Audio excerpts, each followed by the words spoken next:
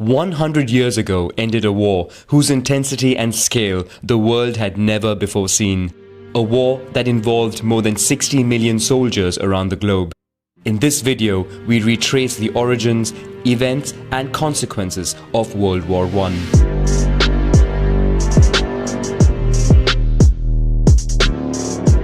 To understand the origins of World War I, we start in 1871 at the end of the Franco-German War between the French Empire and the Confederation of North Germany, allied with the German states of the south. After 6 months of fighting, France is defeated and the victors unite to form the German Empire.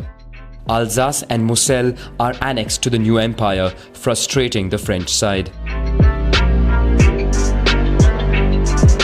In the following years, Germany would greatly advance its industry and economy. The country also builds alliances, first with the Austro-Hungarian Empire and then with Italy, which is frustrated by France colonizing Tunisia. The three form the Triplice or Triple Alliance. Growing in power and status, Germany begins colonizing African territories.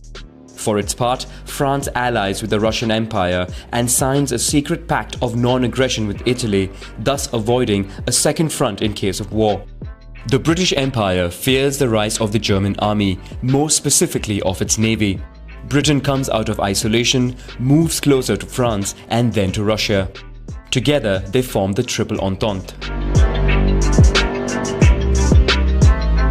In the Balkans, the Austro-Hungarian Empire annexed Bosnia and Herzegovina, much to the displeasure of neighboring Serbia, which dreamed of one day uniting the South Slav people.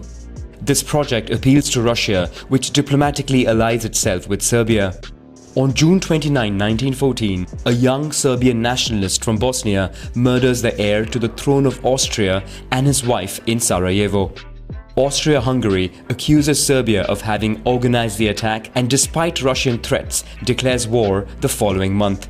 In a few days, the conflict spreads between the countries of the Triple Entente and the Triple Alliance.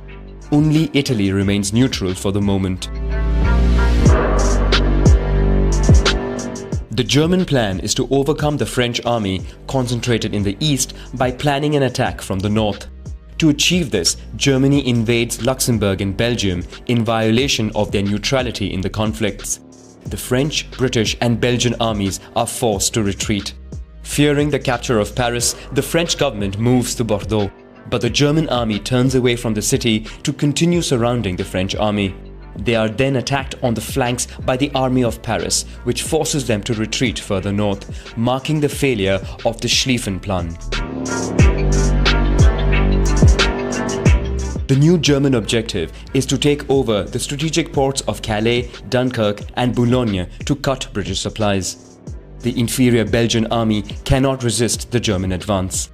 In the plain of Yser, the choice is then made to open lock gates to flood the polders.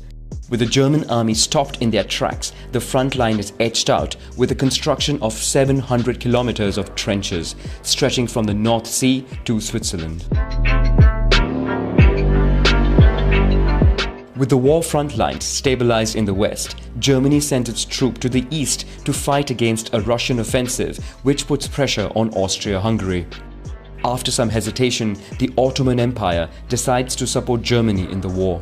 This creates several new fronts, one in the Caucasus, another in the Sinai against the British Protectorate in Egypt with the goal of controlling the Suez Canal, and finally a third front in the British Protectorate of Kuwait over the issue of oil resources. To weaken the Ottoman Empire, Britain supports an Arab rebellion by promising them independence in liberated lands. Finally, Italy declares war on Austria-Hungary with the hope of gaining new territory. In Asia, Japan went to war against Germany and seized its colonies in the Pacific and China. In Africa, German colonies are stormed by French, British and Belgian forces. Many people from colonized territories are enlisted in European armies. France mobilizes nearly 800,000 people, a large proportion of whom are sent to Europe. The British Empire, for its part, enlists 2.7 million men from its dominions and colonies. More than half come from British India.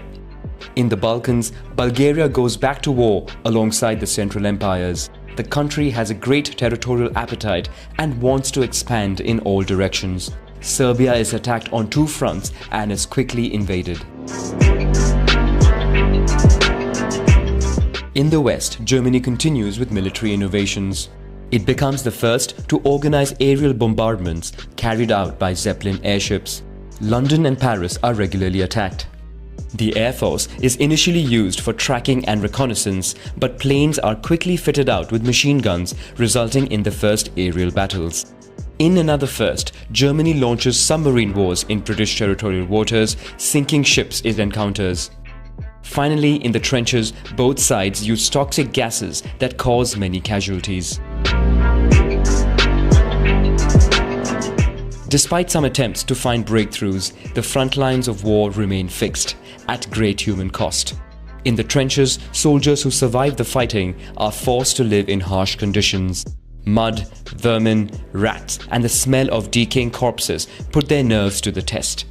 In the spring, the French side begins mutinies that would be suppressed. Germany also tires of the stalemate. The country is now focused on war on the economic front and sends its submarines to the Atlantic to sink all kinds of ships, even commercial ones, heading to the United Kingdom. Exhausted by war, Russia suffers more than 1.7 million military casualties. Morale is at its lowest point on the front lines and among the public. Then takes place a short revolution that brings down the regime of the Tsars. At the same time, the United States of America finds itself becoming a victim of the commercial blockade in the Atlantic. They decide to go to war alongside the Allies. In Russia, a second revolution allows the Bolsheviks to come to power, who immediately sign a ceasefire with the Central Empires. With the Russian front under control, Germany concentrates its troops on the west. The country succeeds in a breakthrough in the trenches and approaches Paris, which it bombards. But the German army moves too fast to the south. The French army counterattacks and disintegrates German defenses. In panic, German soldiers retreat to the north. From this moment, the Allies lead on all fronts. In Germany, mutinies and a revolutionary wave force the emperor to abdicate and allows the signing of the armistice, marking the end of the Great War that kills more than 18 million people. On June 28, 1919, a peace treaty is signed at Versailles. German representatives are not invited and the country is forced to accept all demands of the victors. Germany and its allies are held solely responsible for war damages and must pay heavy compensation. Austria-Hungary and the Ottoman empires are dismantled, making way for new countries or colonies. Germany, meanwhile, finds itself humiliated and indebted. Its army is disbanded and colonies shared among the allies.